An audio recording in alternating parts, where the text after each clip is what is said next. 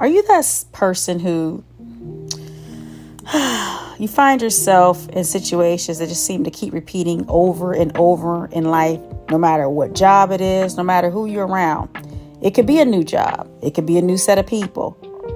But even in the midst of the new, it's the same old conflict. Is that you? Well, let me tell you something. That's not coincidence. What it is, it's an old reality created by outdated beliefs. And today, I want to give you some information that's going to help you break free from those outdated beliefs and allow you to move forward with creating the reality you desire. Let me tell you a little bit about this woman named Alex. Man, Alex is brilliant, capable, like the kind of person any organization would be lucky to have.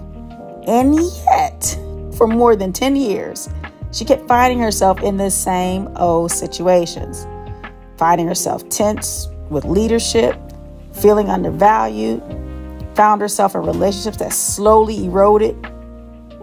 And she found herself experiencing conflict on the job that felt truly personal. It felt confusing, and it was frankly exhausting. And eventually, Alex would either quit or, worse, she was let go. And at first, she told herself what many high performers tell themselves. Well, it's not me. It's just the wrong culture, or it's the wrong boss. And next time it'll be better. But every new job turned out the same. Sometimes quieter, sometimes louder, sometimes wrapped in nicer language, and sometimes it was just flat out messy. Until one day, Alex had an epiphany and realized something powerful and said, oh, yes, Alex cussed. But what she realized was that she was the common denominator in all these situations. She realized the common denominator. She said, it's me. Now, let's be clear. Alex really wasn't the problem. But it was her unexamined patterns and beliefs that were the problem. Patterns like avoiding tough conversations, shutting down under criticism, overperforming just to feel safe, or waiting for leadership to validate her worth. These patterns weren't failures. They were limiting beliefs dressed up as coping strategies.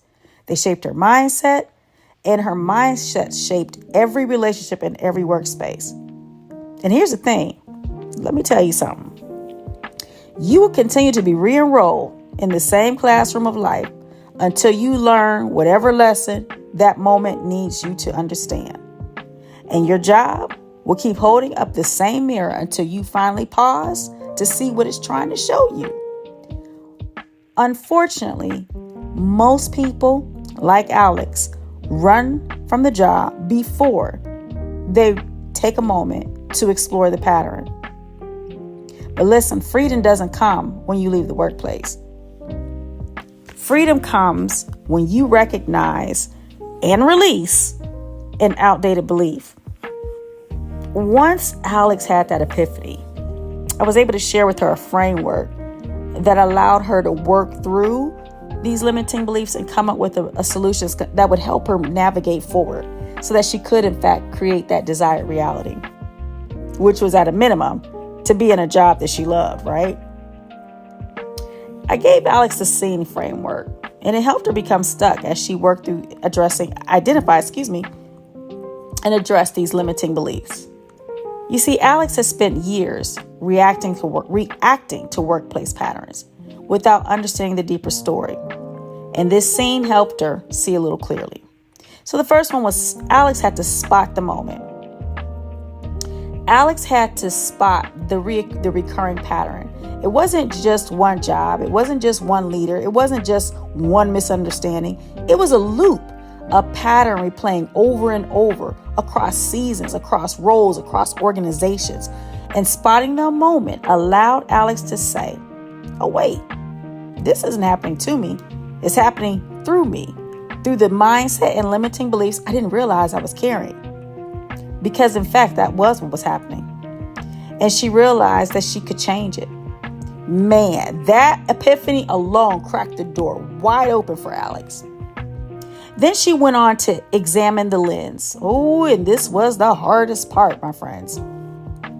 Alex had to examine the lens. She had to take a look at the beliefs and the patterns she'd been using to interpret and understand every workplace relationship. She discovered her lens was shaped by early experiences of being dismissed as a child. The belief that leadership can't be trusted. A mindset that equated criticism with danger. A limiting belief that said she had to overperform to be safe. Once again, realizing this was something that came from her childhood. Because when your lens is shaped by fear, any fear-based limiting belief makes even the most benign behavior feel threatening. It makes feedback, formal or informal, feel personal. And it makes even simple interactions, they get, feel threatening. Because they get filtered through an old story you didn't realize you were carrying, a story that was no longer serving you well. And for the first time, Alex began asking herself some great questions. Is this really what's happening? Or is this me having an experience shaped by a limiting belief? Ooh, look at that. So then she went on to number 3, expand with curiosity. When she went to that step, Alex was able to step out of defensiveness and into curiosity. Because this was the moment she realized maybe this isn't about whether people like me. Maybe it's about what my nervous system expects from relationships. Because that's the thing, folks. Because the more she looked, the more she saw a pattern. Being easily offended by constructive feedback, making it mean something about her identity instead of using it as just simply data. And that revelation was the moneymaker. Curiosity cracked open the door to compassion for herself, for others, and even for the leaders she once resented. Curiosity softened her reactivity and expanded her choices. What a moneymaker, right? And then finally, Alex went on to navigate what her next steps would be based on all of this new revelation. And this is where everything changed. Instead of quitting another job, Alex quit the pattern. She released the limiting beliefs attached to it. She learned to communicate early, ask clarifying questions, name things before they became emotional explosions, build relationships with intention. Let me say that again. She was very intentional about building relationships. She was not willy-nilly.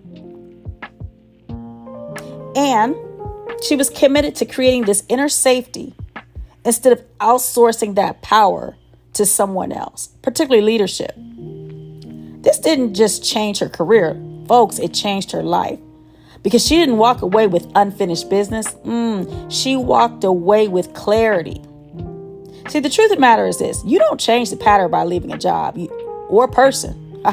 You change the pattern by choosing to see the lesson.